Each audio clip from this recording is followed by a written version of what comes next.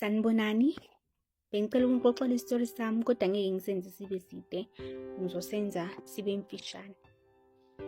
Okay, shuthi-ke ubaba bekahlezi athi mina ngintandokazi yakhe, ngindodakazi yakhe, ngigazi lakhe. Ubaba bekangafuni lutho ngami.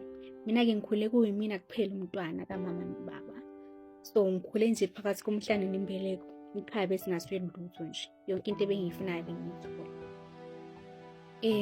Ubaba-ke emphakathini bekayindoda ehlonishwayo, ngiyiphatha esontweni. Yabo makusukuma yena bekuqhuma amini, kwazise-ke bekade ngumkhokheli. So kulezo nsuku umama bekangekho right, wa-admithiwe esibhedlela, kwatholakala ukuthi unesifo senhliziyo.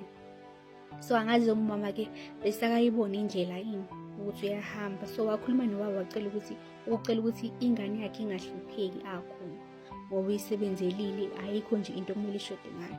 Ubaba-ke wathembisa, wakuqana ngamadolo akhala, amtshela ukuthi uzonginakekela.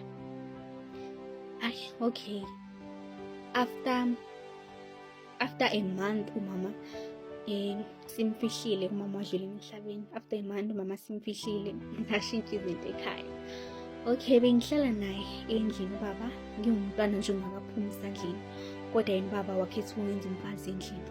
Wathi uma ngike ngasho uzongiphenduza inhlekise ezweni. Nami-ke ngangisaba ngoba phela ubaba bekuyindoda nje enamandla kakhulu. Yabo. So after mama simfihlile-ke sesishintshile izinto ekhaya.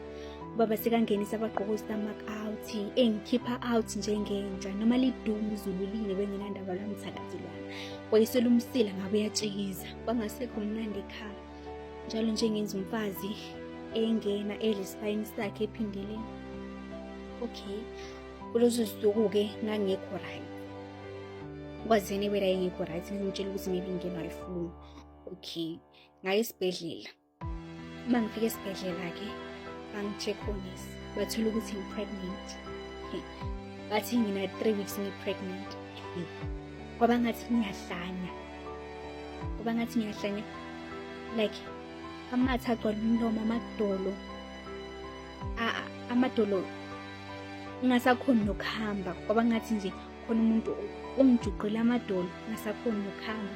Iy'nyembezi zigcwala amehlo, waduma ikhanda ngazi ukuthi ngizokwenzani. Okay, ngathi ngizomtshela kodwa khona waba yikho into engizoyenza. Ngaye ekhaya ngamfika khona, ngazi noma uyiphuzile ngenjani. Ngafike ngamtshela ngathi I'm pregnant.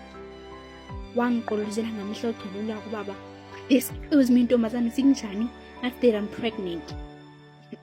Wathi yena